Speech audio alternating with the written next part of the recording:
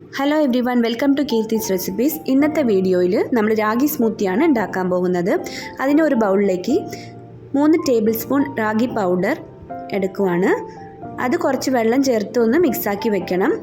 Direct നമ്മൾ add ചെയ്യുമ്പോഴത്തേക്കും കട്ട പിടിക്കാൻ ചാൻസ് ഉണ്ട്.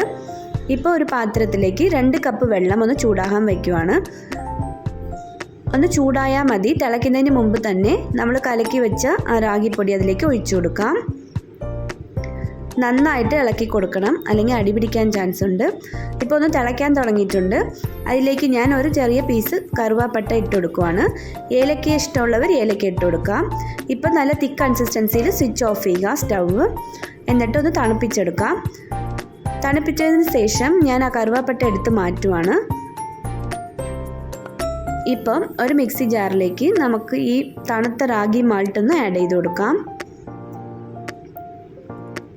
പിന്നെ സോക്ക് ചെയ്ത് പീൽ ചെയ്ത ബദാം 5-6 എണ്ണം, പിന്നെ കിസ്മിസ് അല്ലെങ്കിൽ നമുക്ക് ഡേറ്റ്സ് ആഡ് ചെയ്യാം. പിന്നെ 1 കപ്പ് ചോപ്പ് ചെയ്ത ആപ്പിളും കുറച്ച് സോക്ക് ചെയ്ത ചിയ സീഡ്സും കൂടി ആഡ് ചെയ്ത് കൊടുക്കാം.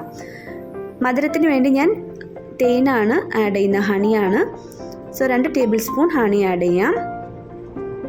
ഇപ്പോൾ നല്ലപോലെ ബ്ലെൻഡ് ചെയ്ത് കൊണ്ടുവരാം. ഇപ്പോൾ ഹെൽത്തി ആയിട്ടും ടേസ്റ്റി ആയിട്ടുള്ള രാഗി സ്മൂത്തി റെഡി ആയിട്ടുണ്ട്. ഞാൻ ഡെക്കറേഷന് വേണ്ടിയിട്ട് ആൽമണ്ട് ഫ്ലേക്സും കുറച്ച് കിസ്മിസും കൂടി ആഡ് ചെയ്യുവാണ്. ഈ വീഡിയോ ഇഷ്ടപ്പെട്ടവർ സബ്സ്ക്രൈബ് ചെയ്യാൻ മറക്കല്ലേ. Thank you for watching and this is Keerthi. By.